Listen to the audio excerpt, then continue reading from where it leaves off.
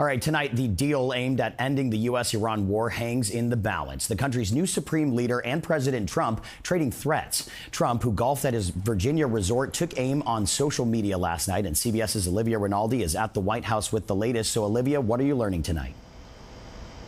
Well, good evening, Tom. President Trump issued new warnings saying 1,000 missiles are pointed at Iran, locked and loaded, should the Iranians try to assassinate him. This comes after a week of traded fire between the two countries that threatened a return to all-out war.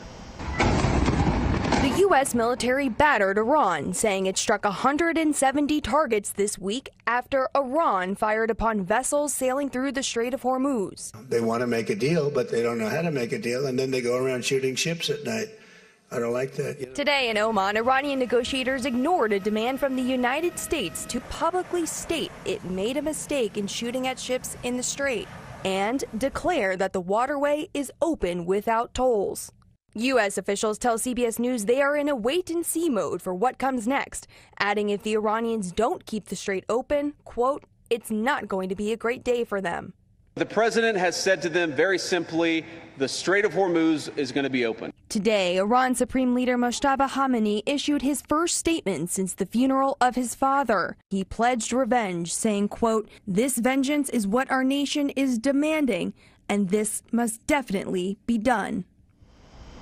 With the heightened threat environment, the Secret Service advised the president not to take the new luxury jet donated by Qatar home from the NATO summit and instead use the older version of Air Force One as a precaution.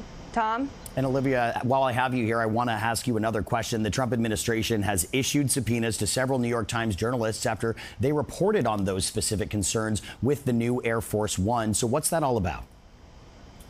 Yeah, the paper said 4 of their journalists were subpoenaed by the Department of Justice, with some agents even showing up at their doors to deliver the notices. A lawyer for the New York Times said in a statement that should shock the conscience of any American who believes in the Constitution and the press freedom it protects.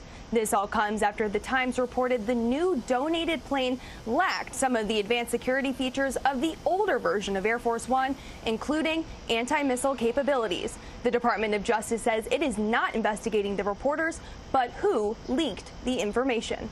Tom? All right, Olivia Rinaldi for us with the late developments in Washington. Olivia, thank you.